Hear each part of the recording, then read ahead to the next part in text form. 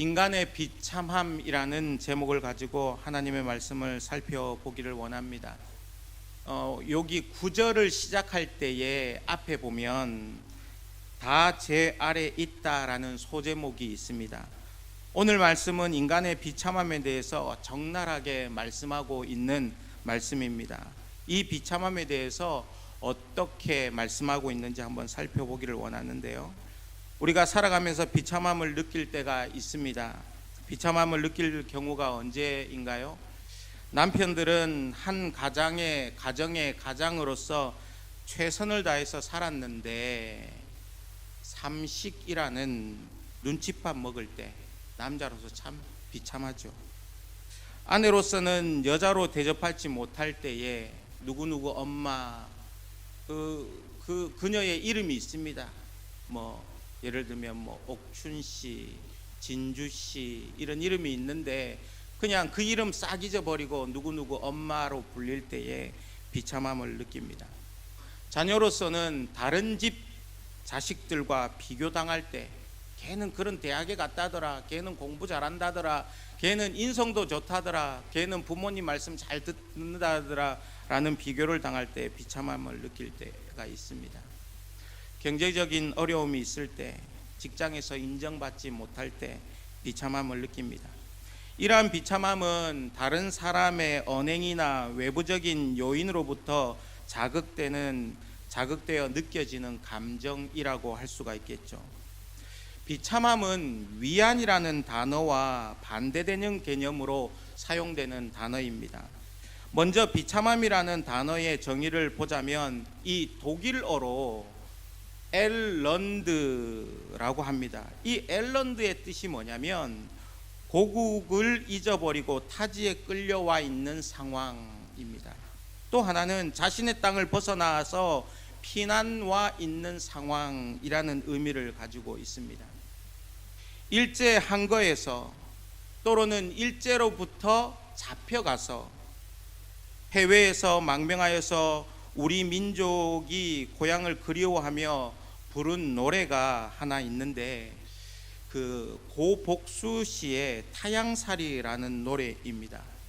제가 이 말씀을 준비하면서 유튜브로 보니까 그 유튜브에서도 이 녹음 환경이 그렇게 좋지 않아서 이런 배경음이 이렇게 깔리더라고요. 그러면서 이제 그 고복수 씨가 그렇게 부릅니다. 타향살이 몇 해던가 손꼽아 헤어보니 고향 떠난 10여 년의 청춘만 늙어. 우리 주변에도 북한에 고향을 두고 지금까지 실향의 아픔을 가지고 살아가고 계시는 분들이 있습니다. 고향을 잃은 것만큼 비참한 것은 없겠죠. 성경에 보면 이런 비참함, 하나님께서 주신 땅에서 추방되어 비참한 상태에서 살아가는 사람 두 명이 있습니다. 창세기 3장 24절에 보면 이같이 하나님이 그 사람을 쫓아내시고 에덴 동산 동편에 그룹들과 두루 도는 불칼을 두어 생명나무의 길을 지키게 하시니라 라고 말씀하고 있습니다. 에덴 동산에서 쫓겨난 사람이 아담과 하와입니다. 하나님의 백성이 왕의 명령에 순종하지 않았기 때문에 하나님께서 주셔서 먹고 마시면서 그렇게 즐기게 하면서 살라고 한 그 땅에서 쫓겨났습니다. 아담과 하와에게는 이만큼 비참한 것이 없었죠. 성경 역사적 맥락에서 볼 때에 비참함은 시편 137편 1절에서 잘 말해주고 있습니다. 우리가 바벨론의 여러 강변 거기에 앉아서 시온을 기억하며 울었도다 라고 말하고 있습니다. 이스라엘 백성들이 악한 길에서 떠나기를 많은 선지자들을 통하여서 얘기하고 또 얘기하고 선포하고 강권적으로 권유했지만 이스라엘 백성들이 그 악에서 떠나지 않았습니다. 악에서 떠나지 않았기 때문에 결국 이스라엘은 망하고 고국 땅을 떠나서 바벨론 포로로 잡혀갔습니다. 이것이 이스라엘 백성들에게 비참함이었습니다. 두 번째로 진짜 비참함에 대해서 성경은 얘기하고 있는데요, 신학적 의미로 볼 때 비참함은 인간의 진정한 본향이신 하나님을 떠났을 때 갖게 되는 비참함을 말합니다. 9절부터 12절까지를 보면 그러면 어떠하냐, 우리가 나으냐, 결코 아니라 유대인이나 헬라인이나 다 죄 아래 있다고 우리가 이미 선언하였느니라. 기록된 바 의인은 없나니 하나도 없으며 깨닫는 자도 없고 하나님을 찾는 자도 없고 다 치우쳐 함께 무익하게 되고 선을 행하는 자가 없나니 하나도 없도다라고 말하고 있습니다. 이 비참함의 모티베이션이 어디일까요? 하나님께서 불순종하여 범죄함으로 타락한 인간은 원죄라는 것을 가지게 되었습니다. 그 원죄를 바탕으로 해서 자범죄를 짓게 되었죠. 그 결과 더욱더 하나님과 멀어지게 되었습니다. 본향이신 하나님과 더욱더 멀어지게 되었습니다. 부부 간의 갈등, 자녀 간의 갈등, 국가 간의 갈등, 욕심, 시기, 질투, 살인 등 그로 인한 인간들의 죄악들은 고향과도 같은 하나님을 떠나게 되었습니다. 하나님을 모른다고 합니다. 하나님을 찾지도 않는다고 합니다. 죄가 무엇인지도 모르는 지경까지 인간들이 이르게 되었습니다. 이것이 우리의 진짜 비참함입니다. 이러한 비참함은 인간의 삶에 죄악이 거듭되게 하였고 그 결과 마지막으로 죽음에 이르게 되었습니다. 이 죽음은 육체적 죽음뿐만 아니라 영적 죽음까지를 포함합니다. 육체적 죽음은 심장의 기능이 멈추고 모든 장기의 기능이 멈추는 것을 말합니다. 제가 아버지가 돌아가셨을 때에 임종을 그 자리에서 지켰는데요, 서서히 심장의 기능이 멈추더라고요.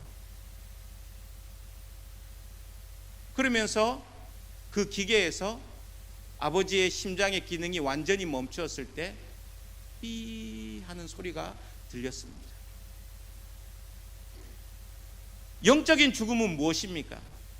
영적인 죽음은 영원한 지옥 형벌을 받는 것을 이야기합니다.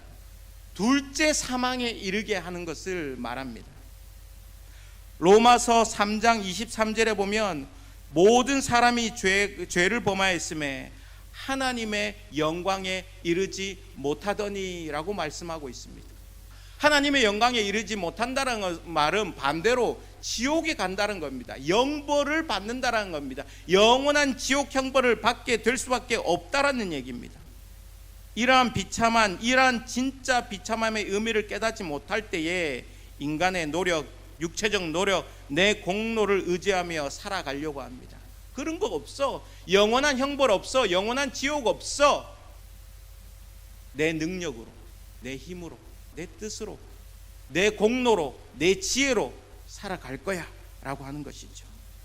그리고 육신의 생각은 사망이요 라고 하는 말씀과 같이 더 깊은 비참함에 빠지게 됩니다. 언어적으로, 성경적으로, 성경 역사적으로, 신학적으로 비참함을 한번 정리해 보았습니다. 이 비참함을 정리한 이유는 진정한 비참함, 진짜 비참함이 무엇인지 알아야 그 다음 단계로 나아갈 수 있기 때문입니다.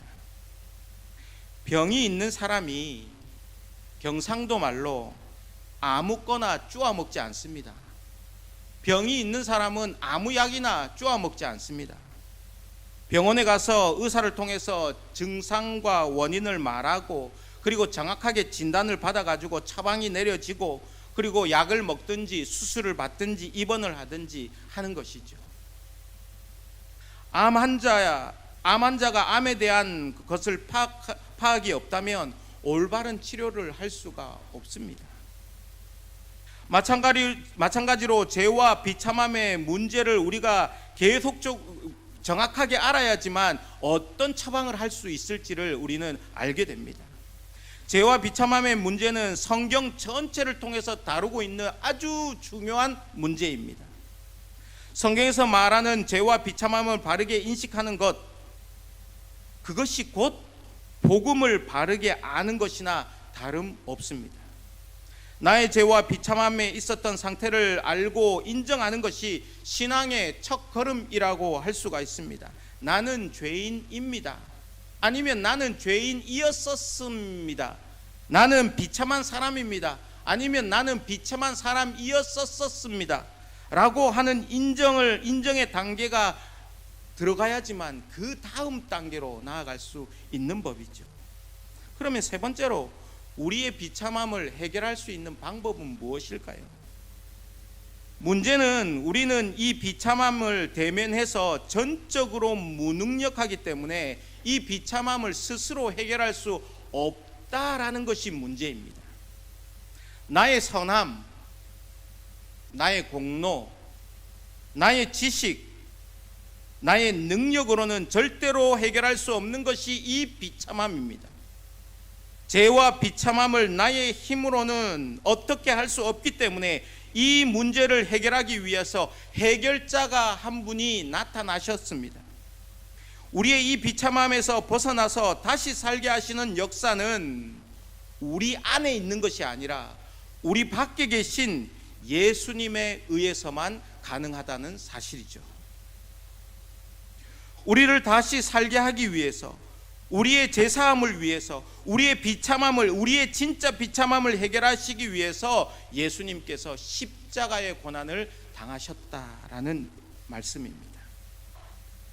여기서 우리는 중요한 원리가 하나 있습니다. 이 중요한 원리를 알아야 되는데, 그것이 무엇이냐면 하나님께서는 하나님의 인자와 자비하심으로 인간을 그냥 용서하실 수 없다라는 사실입니다.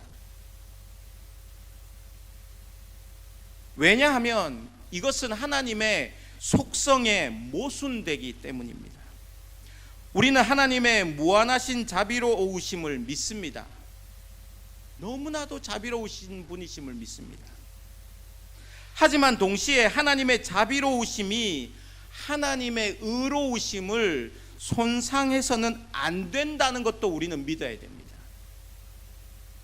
하나님의 자비하심과 자비와 하나님의 의가 반대되는 개념인 것 같지만 시편에서는 주의 의로 우리를 구원하소서라는 기도가 많이 실려 있는 것을 볼 수가 있습니다. 이것이 무슨 뜻이냐면 우리가 그리스도와 상관이 없을 때 하나님의 의는 우리를 향하여서 진노와 형벌의 원인이 됩니다. 하지만 우리가 그리스도 안에 있을 때에, 우리가 그리스도의 백성이 되고 그리스도의 구원하심을 믿을 때에는 그리스도의 십자가의 고난과 그 보혈을 믿을 때 하나님의 의는 우리 구원을 위한 근거가 된다라는 겁니다. 하나님의 사랑, 하나님의 그 의를 충족시키기 위해서 한 분이 이 땅 가운데 오셨는데 그분이 바로 예수 그리스도라는 사실이죠. 우리의 죄와 비참함을 인식하고 인정해야 하는 것은 나의 그 무엇으로도 구원을 이루지 못하고 오직 예수 그리스도의 십자가의 죽으심으로만 구원을 얻을 수 있기 때문입니다. 그래서 날마다 우리는 나의 비참함을 인정해야 됩니다. 그 비참함이 나의 오늘의 비참함을 만들었습니다. 예수 그리스도의 십자가의 보혈만이 우리를 살릴 수 있다라는 이 사실을 믿으시기를 바랍니다. 예수 그리스도의 십자가의 고난이 나를 살게 하신다라는 이 사실을 믿기를 원합니다. 포로된 자들이 있습니다. 노예들이 있습니다. 나그네들이 있습니다. 그들에게 아무리 좋은 음식을 공급하고 아무리 좋은 잠자리를 공급한다 할지라도 그 비참함은 그들에게 위로가 되지 않습니다. 노예들과 포로들과 그리고 나그네들에게 처해 있는 그 비참함에서 해방시킬 수 있는 것은 좋은 음식이나 좋은 잠자리가 아니라 자유함입니다.